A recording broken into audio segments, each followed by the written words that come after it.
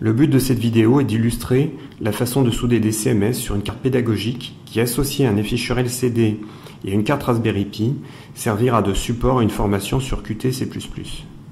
Cette carte dispose entre autres choses de capteurs fonctionnant sur les bus I2C et SPI et d'une communication de type UART. Les documents de fabrication de cette carte ont été développés avec deux logiciels de saisie de schéma et de routage, Proteus Isis d'une part et KiCad5 d'autre part. Le schéma structurel et la disposition des composants sont identiques dans les deux cas. Le logiciel gratuit KiCad illustrera certaines parties de cette vidéo, dans la mesure où il est possible de lui associer un plugin d'aide au câblage des composants.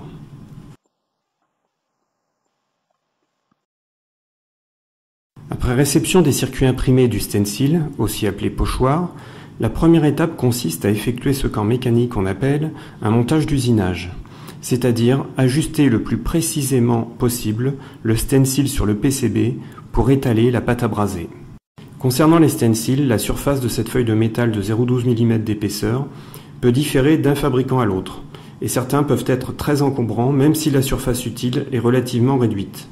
Cet encombrement peut également avoir une incidence sur les frais de port.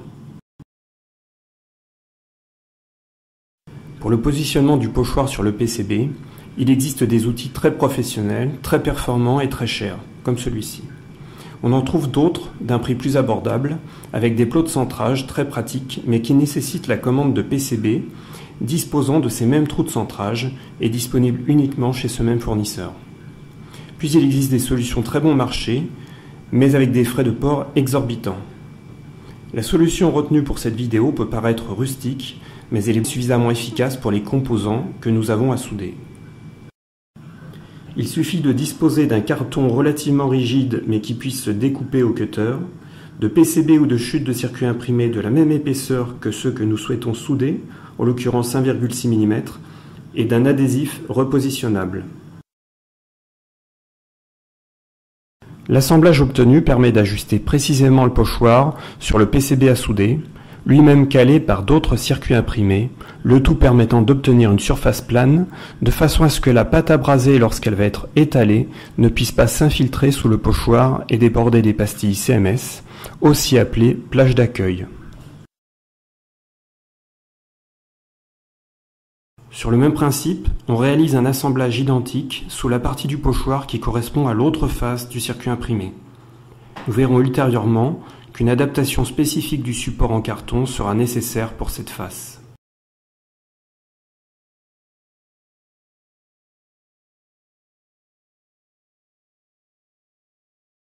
À présent, on peut préparer les composants CMS de la première face à souder et étaler de la pâte à braser sur l'extrémité d'une spatule ou d'une raclette.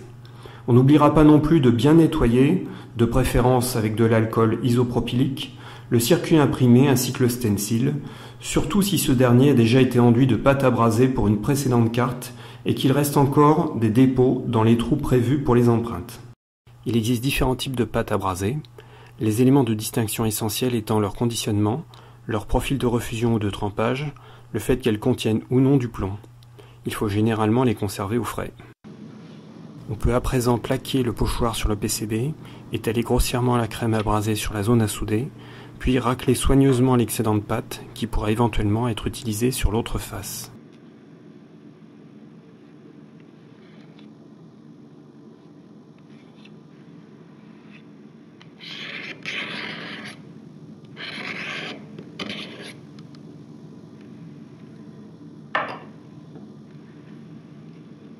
On soulève ensuite délicatement le stencil et on vérifie si l'application s'est bien passée.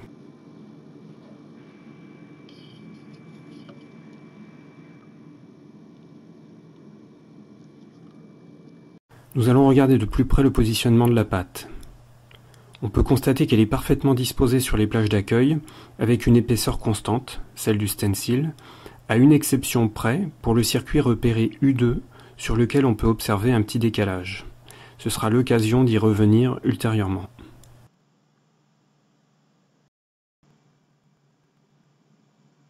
Si l'on effectue un zoom sur l'une des pastilles, on constate qu'en fait la pâte est constituée de micro-billes.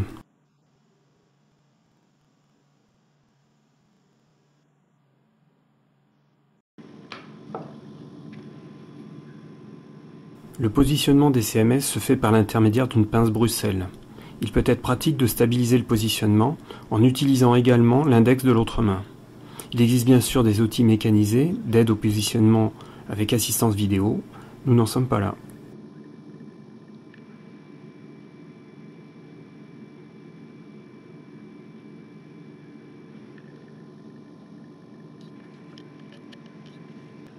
Il ne faut pas hésiter à changer l'orientation de la carte pour faciliter le positionnement.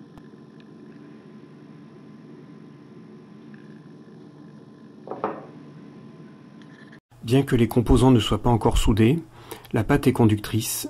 Il est donc possible de faire des tests de continuité pour vérifier par exemple que l'une des LED est disposée dans le bon sens. Passons aux deux circuits les plus délicats à positionner. On pourra utiliser une lampe avec une zone de grossissement, une loupe binoculaire ou une caméra USB à fort grossissement. Une fois le DFN6 posé, la pâte est suffisamment collante pour que l'on puisse vérifier le bon positionnement des broches par rapport aux pastilles.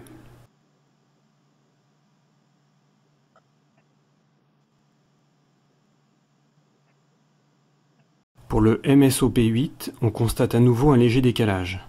Cependant, compte tenu de la faible épaisseur de la pâte, lors de la refusion, celle-ci va se recentrer sur les plages d'accueil, comme par capillarité. En cas de couche trop épaisse, il risquerait de se former un pont de soudure, d'où l'intérêt du pochoir.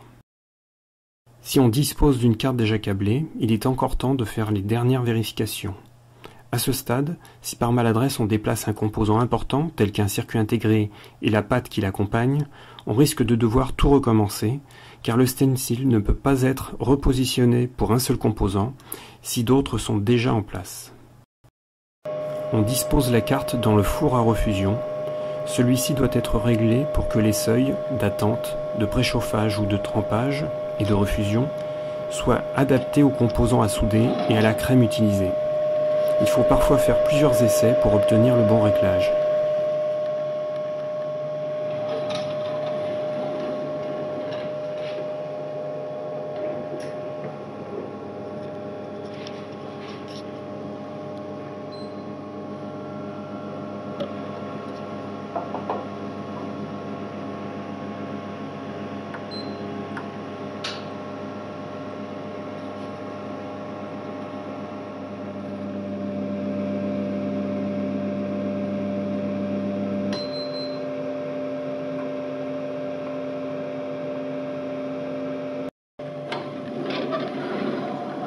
Attention à ne pas se brûler en sortant la carte du four.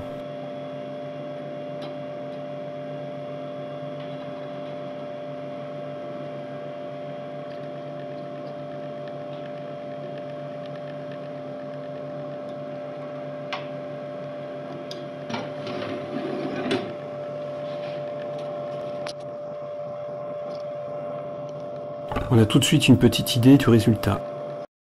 On peut vérifier que les différents composants sont parfaitement soudés, même le MSOP8 sur lequel on aurait pu avoir des doutes.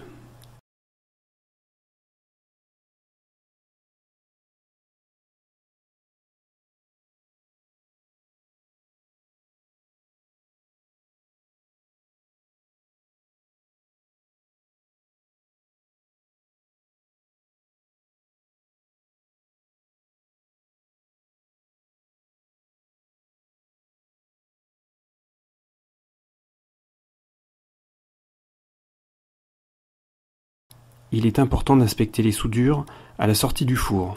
On n'est pas à l'abri d'une broche tordue ou d'un composant qui se serait légèrement déplacé dans le four.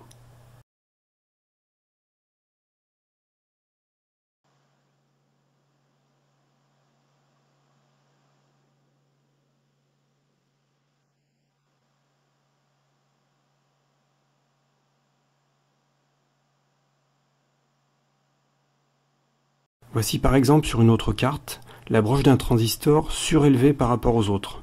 Défaut très difficile à détecter à l'œil nu et même avec une loupe.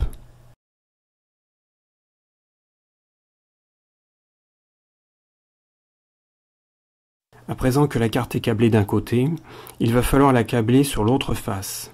Le problème étant l'épaisseur des composants déjà soudés, sachant que l'on doit disposer le stencil bien à plat. Le principe consiste à découper l'épaisseur du carton d'une surface équivalente à celle des composants déjà câblés. de façon à ce que la carte entre parfaitement dans son logement.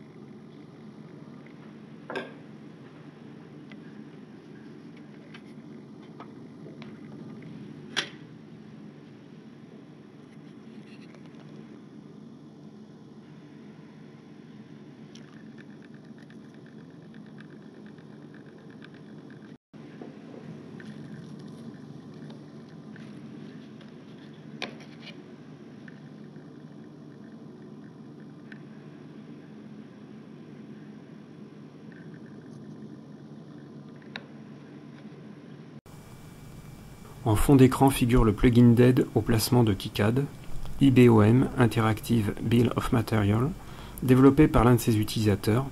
Il va permettre de localiser très facilement les composants à placer. Un lien permet d'accéder à une vidéo de démonstration de son utilisation. Petite différence aussi lors du passage dans le four. Il faut éviter que les composants déjà soudés soient en contact direct avec la grille, qui elle aussi va chauffer. On surélève donc la carte avec des PCB surnuméraires, ce qui d'ailleurs ne les endommagera pas. Dernière petite inspection.